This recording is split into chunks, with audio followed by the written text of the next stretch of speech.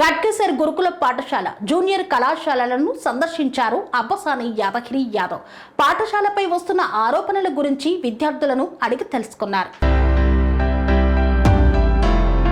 గట్కేసర్ గురుకుల పాఠశాల జూనియర్ కళాశాలలను పూర్తిగా మూతపడే విధంగా ప్రధాన ఉపాధ్యాయురాలు రజని అలాగే ఆమె వెనకాల నుండి ఆమెతో ఈ వ్యవహారం చేస్తున్న వాళ్ళందరినీ త్వరలోనే ముందు పెడతామని హెచ్చరించారు. గట్కేసర్ మున్సిపాలిటీలోని గురుకుల్ పాఠశాల కళాశాల విద్యార్థుల తల్లిదండ్రులు గట్కేసర్ మాజీ సర్పంచ్ అబ్బసాని యాదగిరి యాదవ్ ను కలిశారు. ఉపాధ్యాయులు మా పిల్లలను టీసీ తీసుకొని వెళ్లిపోవాలని సూచిస్తున్నారని, అలాగే మీరు మాకు ఇక్కడ నుండి వేరే పాఠశాలలోకి వెళ్తాము అని చెప్పి ఒక లెటర్ రాసివ్వాలని, వారిని రోజు ఇబ్బందులకు గురి చేస్తున్నారని విద్యార్థుల తల్లిదండ్రులు మాజీ సర్పంచ్ కు తెలియజేశారు. అబ్బసాని యాదగిరి యాదవ్ ఆధ్వర్యంలో గురుకుల పాఠశాలలో కాంగ్రెస్ పార్టీ మేడ్చల్ నియోజకవర్గం బి బ్లాక్ అధ్యక్షులు వేముల మహేష్ గౌడ్, మాజీ చైర్పర్సన్ ముల్లి పావని జంగయ్య యాదవ్, గట్కేసర్ పట్టణ అధ్యక్షులు మామిళ్ల ముత్యాల యాదవ్ పాఠశాలకు వచ్చి విద్యార్థులతో మాట్లాడి గురుకులాలను సందర్శించారు. అలాగే ఉపాధ్యాయులతో మాట్లాడి వారి యొక్క సమస్యలను అలాగే పిల్లలకు సమస్యలు తెలుసుకుని అతి త్వరలోనే మేడ్చల్ నియోజకవర్గం కాంగ్రెస్ పార్టీ ఇన్ఛార్జ్ తోటకూర వజ్రేష్ యాదవ్, మాజీ ఎమ్మెల్యే మలిపెద్ది సుధీర్ రెడ్డి ఆధ్వర్యంలో మంత్రి దూదిల్ల శ్రీధర్ బాబు, కొండా సురేఖలకు గురుకుల్ పాఠశాల కళాశాలకు ఆహ్వానిస్తామన్నారు. ఈ యొక్క గురుకుల ఆస్తులను అలాగే ఎలా అభివృద్ధి చేయాలనో కాంగ్రెస్ పార్టీ బాధ్యత తీసుకుంటుందని తెలిపారు. ముఖ్య ఉద్దేశం ఈ కళాశాలలో ఉన్నటువంటి విద్యార్థులు 10th క్లాస్ వరకు ఉన్నటువంటి విద్యార్థులు రాత్రి 7-8 గంటల ప్రాంతంలో ఇంటికి రావడం జరిగింది. వాళ్ళు నా దగ్గరికి వచ్చి మమ్మల్ని టీసీలు తీసుకొని వెళ్ళిపోమని చెప్తున్నారు, మా తల్లిదండ్రులను పిలిచి లెటర్ రాసి ఇవ్వమని చెప్తున్నారు అని చెప్పడం జరిగింది. దాన్ని ఉద్దేశించి ఇక్కడికి రావడం జరిగింది. ముఖ్యంగా ఇక్కడ క్లాసులు ఏమైనా ఏమున్నా ఏం లేకున్నా మేము డెవలప్మెంట్ చేసుకుంటూ వస్తున్నాం. గతంలో సుధీర్ రెడ్డి గారు కాంపౌండ్ వాల్ కట్టేయడం జరిగింది. ఇప్పుడు వజ్రేష్ యాదవ్ గారికి కాలేజీ కోసం అని చెప్పేసి ఒక బిల్డింగ్ 1,50,00,000 రూపాయలు అది వెచ్చించారు గవర్నమెంట్ నుంచే. మా ఉద్దేశం ఏంటంటే ఇది 4 మండలాలు, ఇక్కడ ఉన్నటువంటి చుట్టుముట్టు ఉన్నటువంటి 4 మండలాలు, కీసర కావచ్చు, గట్కేసర్ కావచ్చు, బీబీనగర్ కావచ్చు, మేడిపల్లి, అవన్నీ కూడా సుమారు ఈ దానికి అనుకూలంగా ఉన్నటువంటి క్యాంపస్ ఇది. ఎంత లేదన్నా ఇలా సీట్లు దొరికేది కాదు. ఇంతకు మొదలు సీట్ కావాలంటే పైరవీలు చేయాల్సిన అవసరం ఉండేది. ఈ గురుకుల కళాశాలలో సీట్ కావాలంటే ఇవాళ దీన్ని ఏం చేస్తున్నారు అంటే ఇది దాని ఇంకా ఎవరు అనేది అర్థమవుతలేదు. ఇప్పుడు ఉన్నటువంటి హెడ్ మాస్టర్ ఏదైతే ఉన్నదో ఆమె ఎవరైతే ఉన్నారో రజని గారు, ఆమె గతంలో నేను సర్పంచ్ ఉన్నప్పుడు 300 మంది స్టూడెంట్స్ ఉండేది. అప్పుడు ఆ 300 మంది స్టూడెంట్స్ ఉన్నప్పుడు టీచర్లు లేకుంటే కూడా కేఎల్ఆర్ గారు ఒక 5 మంది టీచర్లు ఇవ్వడం జరిగింది. ఆయన సొంత నిధులు ట్రస్ట్ నుంచి ఇచ్చుకుంటా నడిపేయడం జరిగింది. ఆమె ఏం చేస్తుందంటే ఇయర్కు మెల్లగా క్లాసులు అయిపోతుంటే ఈ పిల్లలకు టీసీలు ఇచ్చుకుంటే ఎలగొట్టుకుంటూ వస్తుంది. ఇవాళ 15-20 మంది ఉన్నారు.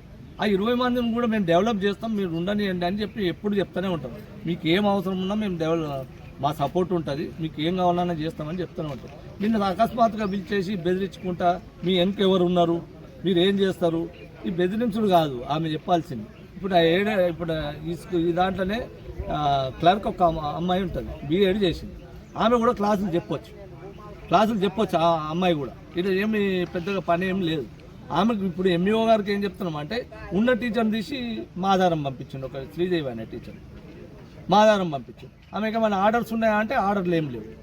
మీరు ఆర్డర్ అయినప్పుడు మరి ఈ స్కూల్లో ఉన్న వాళ్ళని తీసి వేరే దగ్గరికి ఎందుకు తోలిస్తారు? టీచర్లను ఉన్న టీచర్లు ఇక్కడ నుంచి మారుస్తారు, ఇక్కడ ఉన్న స్టూడెంట్స్నేమో మెల్లమెల్లగా పంపిస్తారు. ఇంత పెద్ద క్యాంపస్ దొరకడం కష్టం. ఈ చుట్టుముట్టున్న గ్రామాలకు అందరికీ అన్నిటికీ అనుకూలంగా ఉండే ప్లేస్ ఇది. రైల్వే స్టేషన్ ఉంది, బస్ డిపో ఉంది, బస్ స్టాండ్ ఉంది, ఎట్లు చూసినా సెంటర్లు ఉండే ప్లేస్ ఇది. 26 ఎకరాలు ఇది. ప్రతి సంవత్సరం మేము ఏదో రకంగా ఇది స్కూల్ డ్యామేజ్ కాకుండా చూడాలని చెప్పేసి సొంత పైసలు పెట్టే చేపిస్తున్నాం. గ్రౌండ్ అంతా క్లీన్ కూడా మొత్తం. ఇది అసలు ఎన్విరాన్మెంట్ పట్టించుకున్న వాళ్ళు లేడు, దిక్కు లేదు. మొన్న లాస్ట్కు మేడం దగ్గర కూడా పోయి వచ్చినాం, కొండా సురేఖ గారి దగ్గర కూడా. ఏమంటాడు, నేనేం చెప్పలేదు, టీసీలు ఇవ్వమని నేను చెప్పలేదా అని అంటాడు. మరి ఆయన కూడా వచ్చి చూసుకోవాలి. ఇప్పుడు ఇన్ఛార్జ్ ఆయన, ఈ దానికి చూడాల్సిన బాధ్యత ఆయనకు కూడా ఉంది.